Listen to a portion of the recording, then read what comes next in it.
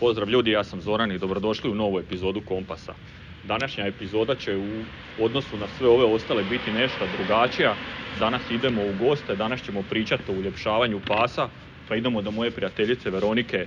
Nadam se da će vam video biti zanimljiv. Uživajte. Pozdrav ljudi, ovo je Veronika, ona se bavi uljepšavanjem pasa i s njom ćemo danas proći ovaj dio, pošto ona stručnjak u svom području. Pa reci nam za početak kako je to sve počelo, kad si krenula sa uljepšavanjem pasa, što te potaknulo da s tim kreneš, kad si otvorila svoj salon i još neke stvari koje misliš da bi ljudima bile zanimljive od tebi. Završila sam tečaj 2007. godine.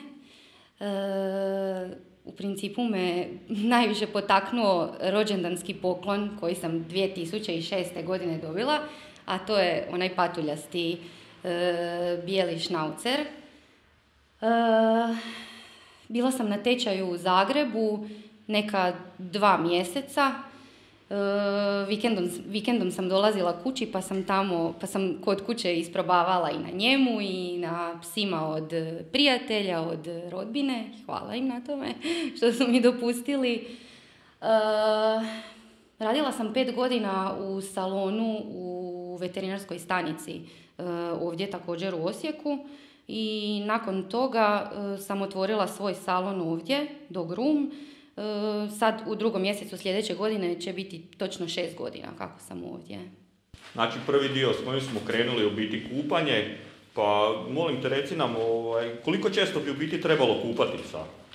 Pa obzirom da se danas na tržištu nalaze šamponi koji su baš namijenjeni čestom kupanju pasa i obzirom da psi mahom danas žive s nama u kućama i u stanovima i nerijetko spavaju na krevetima s nama, oni moraju biti čisti, tako da bez problema bi se pas mogao kupati jednom tjedno. Naravno uz napomenu da se to radi kako treba. Znači postoji postupak kako se ne bi poremetio prirodni pH kože kod psa. Svim vlasnicima pasa koji dolaze ovdje kod mene, znači govorim da u postupku kupanja svog psa kod kuće, ako to rade između 2 uređivanja ovdje u salonu, pas se treba 2 put šamponirati. Prvi put se šamponira kako bi se odmastila koža i dlaka, drugi put se šamponira kako bi dubinski očistili kožu i dlaku i ono što je najvažnije na kraju uvijek se treba staviti regenerator jer on njeguje i kožu i dlaku, pomaže da se ne isuši koža i dlaka i pomaže pri regulaciji tog pH u koži psa. Jel? Koje šampone bi trebalo koristiti, koje šampone ljudi mogu koristiti ovisno možda o dužini dlake, da li su štenci, stariji psi, osjetljivi psi, psi sa nekakvim alergijama, tu sigurno postoje nekakve razlike kod šampona. Pa, postoji cijeli niz šampona koji možete vi kao vlasnici kućnih ljubimaca nabaviti u pet shopovima. Sad, kada se radi o psima koji imaju česte alergije, ja uvijek savjetujem da se prije bilo kakvog kupanja vlasnici posavjetuju sa veterinarom. Mislim da je jako važno napomenuti da kada se jednom krene sa određenim šamponom i regeneratorom, ako vidite da psu to paše, nemojte mijenjati, nema potrebe mijenjati, nastavite. Ovdje u salonima za uređivanje pasa mi uzimamo ove salonske, znači šampone i regeneratore koji dolaze u galonima, oni su koncentrati i često su to 1:10, 1:20, čak ima i 1:50.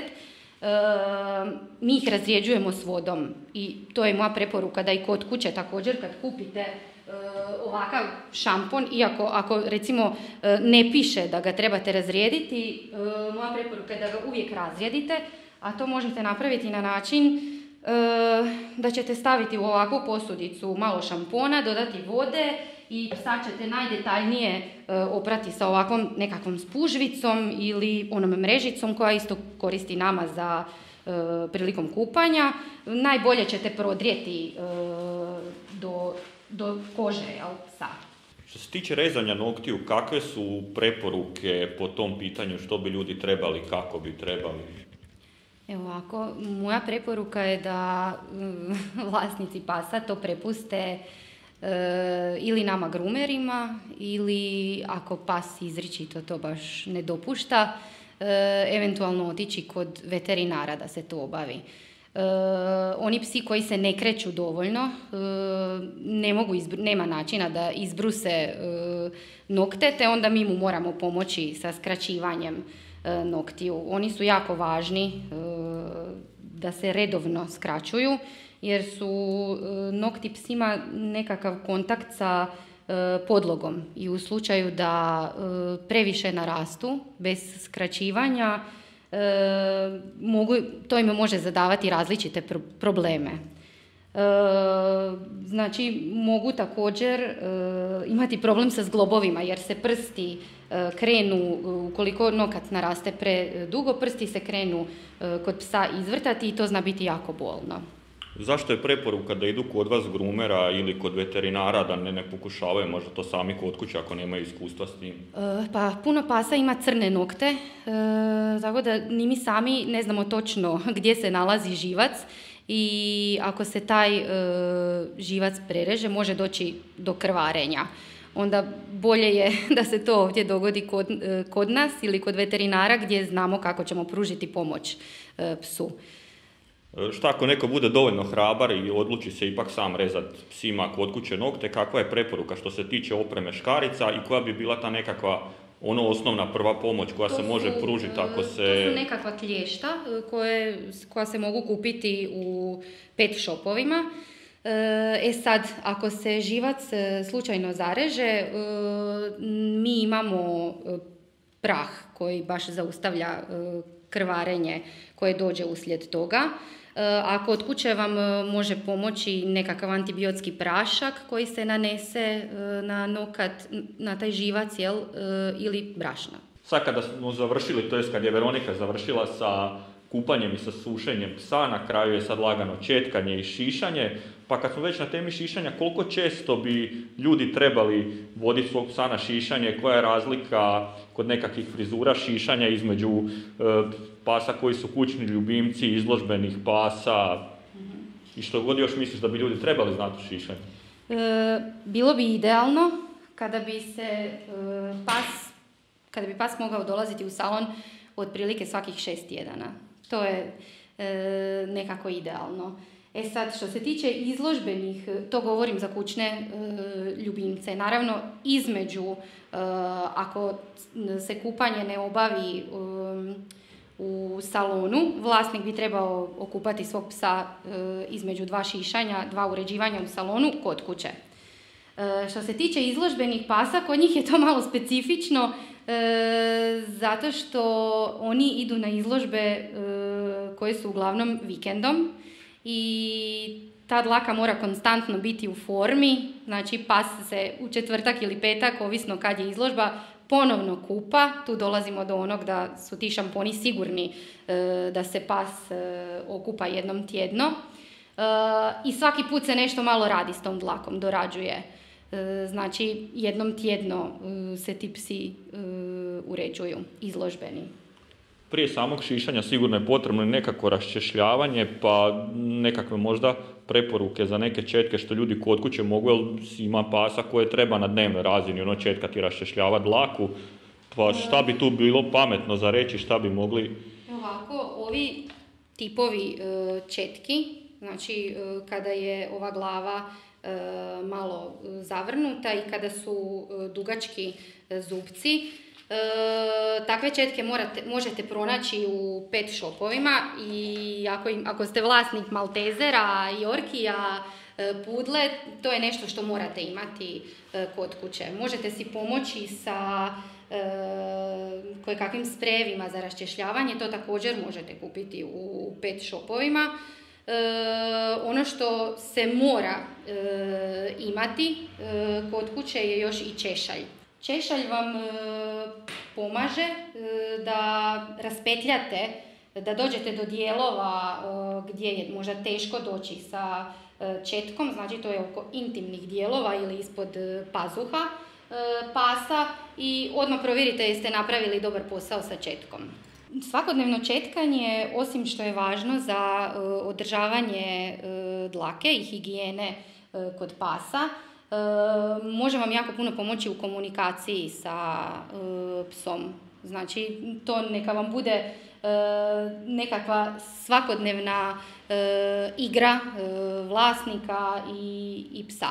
Ok, velika većina pasa koja dolazi su već nekakve stalne mušterije i naviknuti su na sve, ali siguran sam da se nekad dogodi da ima nekakav agresivni pas kojeg svejedno treba i okupati, i ošišati. Pa, mislim, i meni bi bilo zanimljivo čuti na koji način se pristupa tim agresivnim psima i s kojima nije toliko lako raditi kao sa većinom ostalih pasa.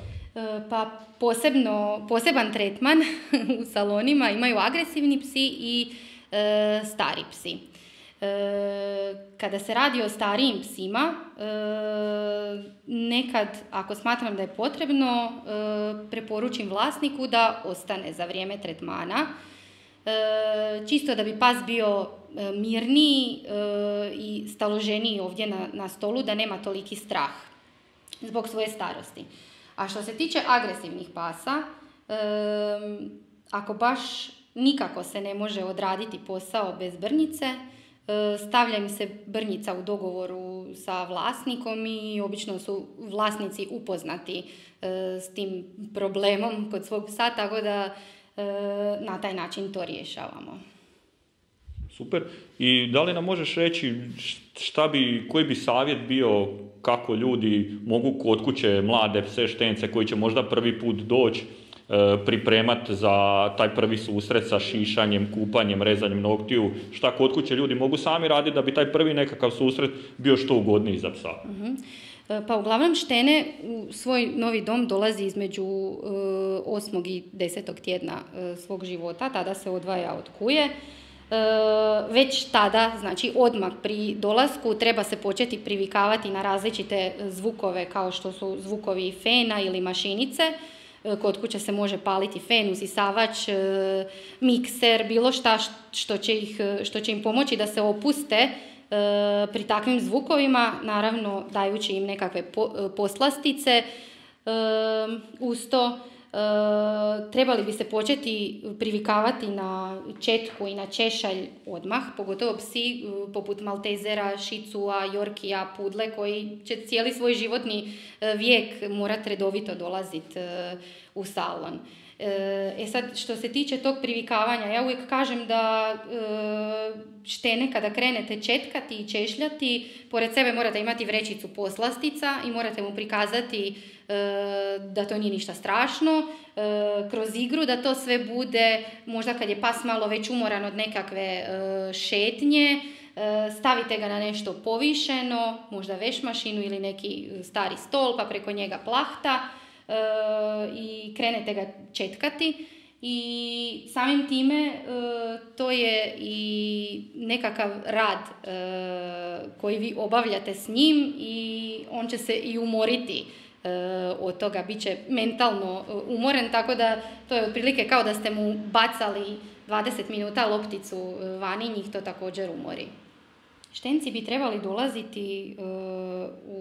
početi dolaziti u salon otprilike 2 tjedna nakon što prime zadnje cjepivo protiv zaraznih bolesti. Prije ne, jer kroz salon prolazi puno pasa, tako da nema straha da pas pokupi nekakvu zaraznu bolest.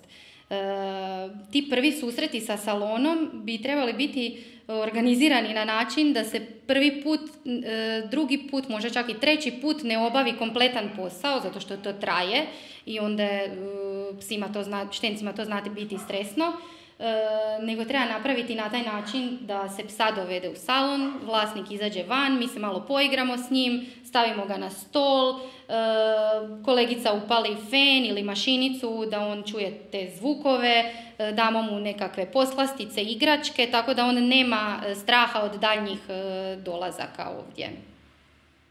Ništa ekipa, kao što ste vidjeli, ovaj video je bio nešto malo drugačije od svih ostalih, nije zadnji ovakav video, ali je prvi ovakav. Puno hvala Veroniki što nas je ugostila u svom salonu za uljepšavanje pasa. Puno hvala Mironu koji nas je tu sve skupa trpio.